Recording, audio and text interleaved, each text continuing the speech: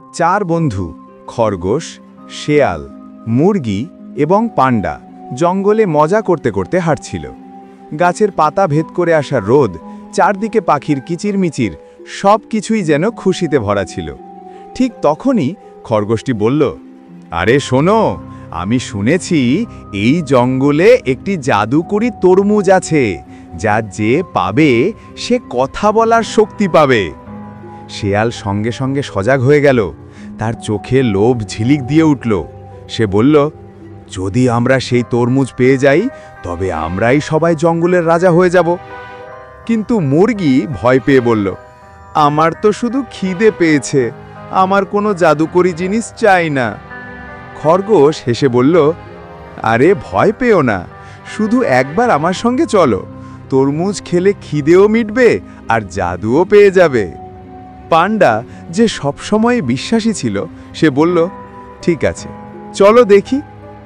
তারা খরগোশের পিছু পিছু জঙ্গলের গভীরে চলে গেল। কিন্তু শেয়ালের কিছুটা সন্দেহ হলো। সে গাছের আড়ালে লুকিয়ে দেখতে লাগলো যে খরগোশ আসলে কি করতে চলেছে। খরগোশ মুরগিকে একটি গভীর গর্তের কাছে নিয়ে এলো। সে বলল, ব্যাস, এটাই সেই জায়গা, এবার তুমি চোখ বন্ধ করো আর ফলটা খাও। মুরগি যেই উকি মারতে গেল, খরগোশ তাকে ধাক্কা দিল এবং সে গর্তে পড়ে গেল। ঠিক তখনই পিছন থেকে শেয়াল জোরে চিৎকার করে বলল, দাঁড়াও, এটা কোনো জাদু নয়, এ তো একটা ফাঁদ। পান্ডা দৌড়ে এলো, কিন্তু পা পিছলে খরগোশের সঙ্গে ধাক্কা খেল এবং খরগোশ নিজেও গর্তে পড়ে গেল। মুরগি আর খরগোশ দুজনেই নিচে পড়ে একে অপরের দিকে তাকাতে লাগল।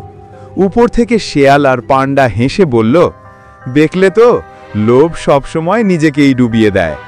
জঙ্গলে আবার সেই হাসি প্রতিধ্বনিত হলো এবং একটি শিক্ষা পাওয়া গেল যে চালাকি দিয়ে নয়, বরং সততা দিয়েই বন্ধুত্ব পালন করা উচিত।